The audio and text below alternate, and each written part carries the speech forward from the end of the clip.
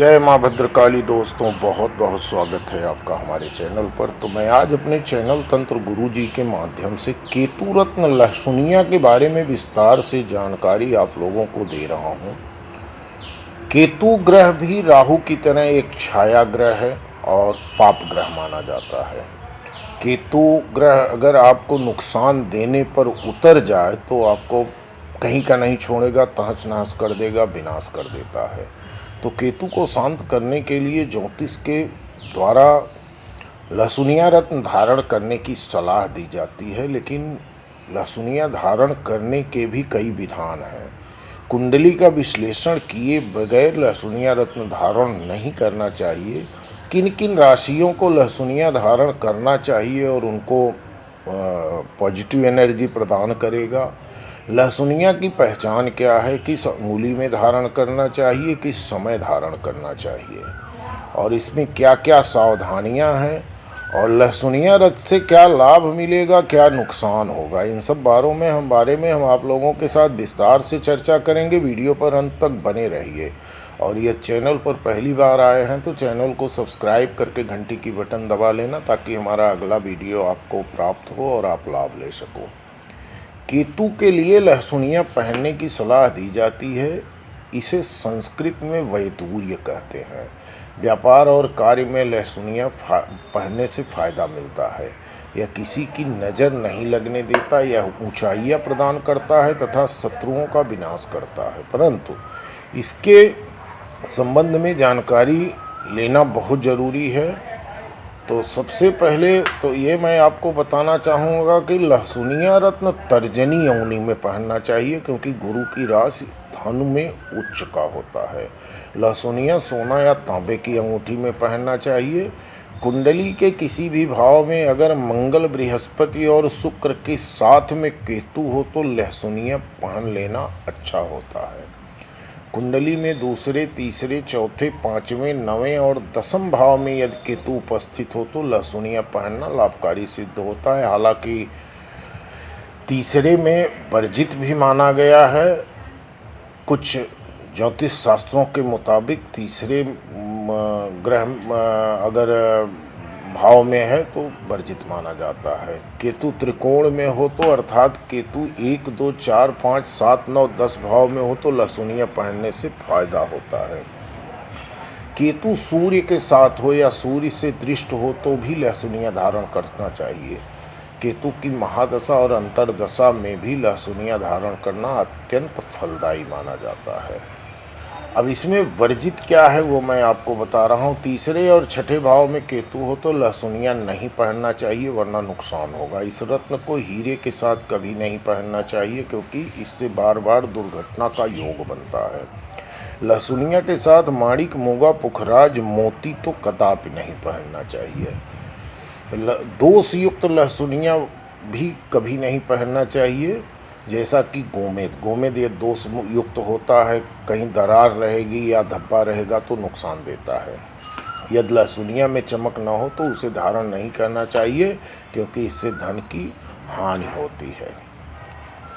तो दोस्तों, लहसुनिया रत्न शत्रुता का भाव रखने वाले क्रूर ग्रह केतु से संबंधित होता है, जिसके चलते यह बहुत महत्वपूर्ण या अमूल्य होता है। जातक की जन्म कुंडली में केतु की संदिग्ध व हावी स्थिति इस बात की ओर इशारा करती है कि लहसुनिया रत्न को धारण कर लेना चाहिए।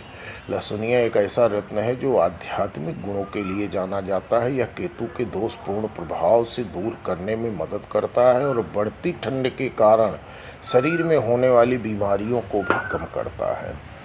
केतु मुख्यतः वक्री स्थिति में रहता है और जब कुंडली में प्रधान होकर स्थिति होता है तब वह अप्रत्याशित लाभ व फायदे लेकर आता है।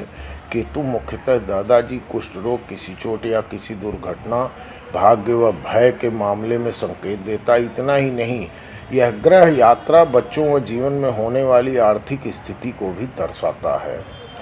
बात करें यदि रासायनिक समूह की तो लहसुनिया या तो संस्कृत में वैदूरिया को क्रिसबैरिल परिवार का सदस्य माना जाता है। इसके लिए इसे कैट्स आई भी कहा जाता है।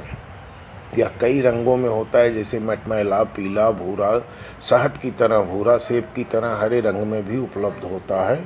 यह रत्न अपनी चमक के लिए जाना जाता है। लहसुनिया कैबोकॉन रूप से कटा होता है, जिसके कारण इसके ऊपर पड़ने वाले प्रकाश एक लंबी रेखा के रूप में दिखाई देता है। इस रत्न के प्रभाव से जातक का मोह माया व विलास आदि से मन हट जाता है और वह अध्यात्म की ओर झुकने लग जाता है। केतु ग्रह जातक को आध्यात्म अच्छे बुरे में अंतर समझाने का ज्ञान प्रदान करता है।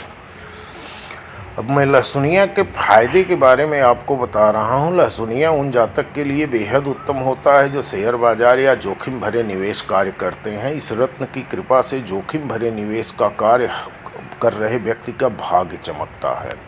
व्यावसायिक क्षेत्र में यदि आपकी तरक्की लंबे समय से रुकी है तब भी यह रत्न काफ़ी लाभकारी होता है। इसके प्रभाव से आपको प्रोफेशनल लाइफ में सफलता प्राप्त होती है।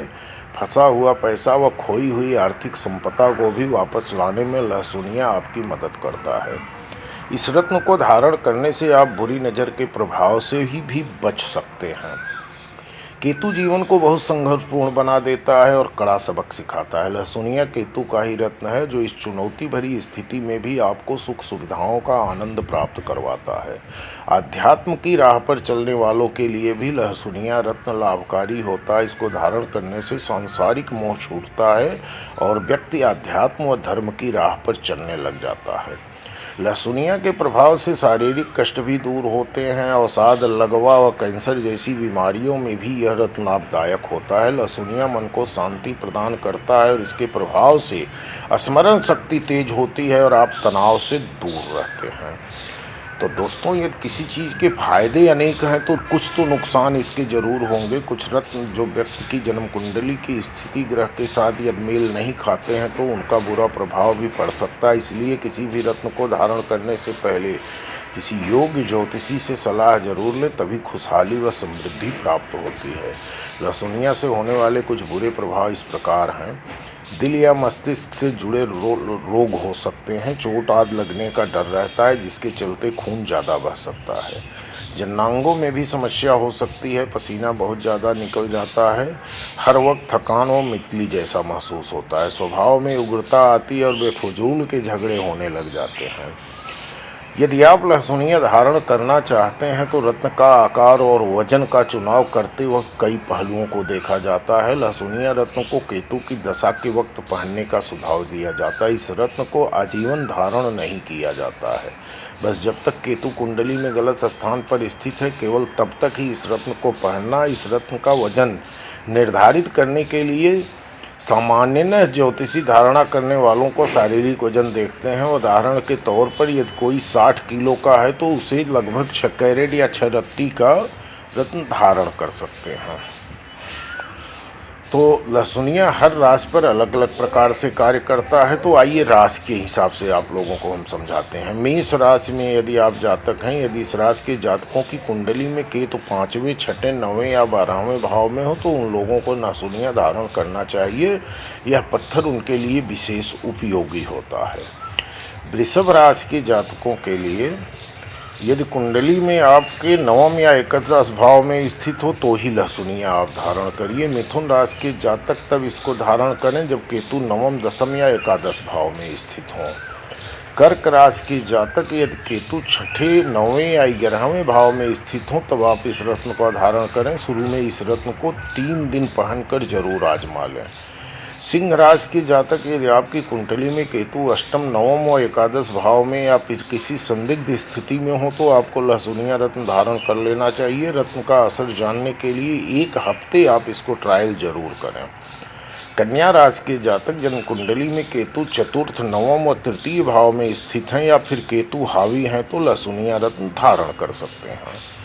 तुला में जब केतु कुंडली में 2य, 3य या 11 भाव में या हावी हों, ऐसी स्थिति में आप लहसुनिया धारण करिए। वृश्चिक राशि के जातक केवल तभी लहसुनिया धारण करें जब आपकी कुंडली में 2य, 10वें या 11 भाव में केतु हों। धनु में केतु के संदिग्ध या 3य, 4th, 9वें या 12 भाव की स्थिति पर धनु राशि के जातक इस रत्न को धारण कर सकते हैं। मकर राशि के जातक की कुंडली में यदि केतु दूसरे, चौथे, 9वें या 12वें भाव में या किसी भी प्रभावित स्थान पर हैं तब आप लहसुनिया को धारण करिए। कुंभ राशि के जातकों के लिए द्वितीय, दशम या एकादश भाव में स्थित हों या फिर मजबूत हों तो आपको लहसुनिया धारण कर लेना चाहिए। मीन राशि के जातक के लिए आपको कुंडली के द्वितीय, नवम या दसम भाव में स्थित हों या कुंडली में हावी हों, शुरू में 3 दिन आप जरूर ट्रायल में रखें। अगर प्रभाव अच्छा दिखे तभी आप धारण करिए।